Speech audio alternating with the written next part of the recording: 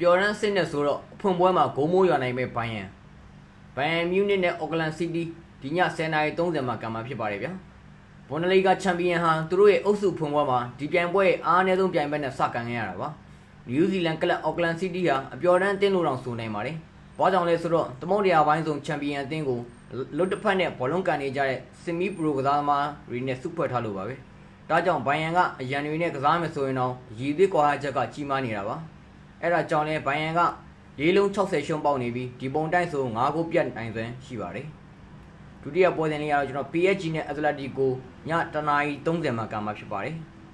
ပြီးခဲ့တဲ့နိုဝင်ဘာလချန်ပီယံလိဂ်အဆင့်တွေ့ဆုံမှုတုန်းက PSG ဟာအင်ကွင်းမှာတင် Atletico 1-2 နဲ့ရှုံးခဲ့ပါတယ်ဒါပေမဲ့အဲ့ဒီနောက်ပိုင်းသူတို့နှစ်သင်းကြားကခြေနေဟာလုံးဝပြောင်းလဲသွားတာပါ Atletico ကိုချန်ပီယံလိဂ်မှာ16သင်းအဆင့်နဲ့သာကျင်းပခဲ့ရတဲ့ချိန် PSG ကတော့ထိုက်တန်နဲ့ချန်ပီယံဖြစ်ခဲ့ပါတယ်ဒါအပြင် PSG ဟာဒီပြိုင်ပွဲမှာဘိုးဆဲဖို့ဒုတိယရေပန်းစားဆုံးဖြစ်နေတာပါတရရှုံးပေါက်တဲ့ PSG ရှုံးကြည့်ပြန်ဆက်နိုင်ပါလိမ့်မယ်ဒီကိုရိုအနေနဲ့ဘောလုံးဝဲများနဲ့စလော်ဂင်းများကိုငွေကြေးပိုင်းယုံကြည်စိတ်ချစွာကစားခြင်းမှာက Viber ဖုန်းနံပါတ်39958665နဲ့8ကိုဆက်သွယ်စော်ကစား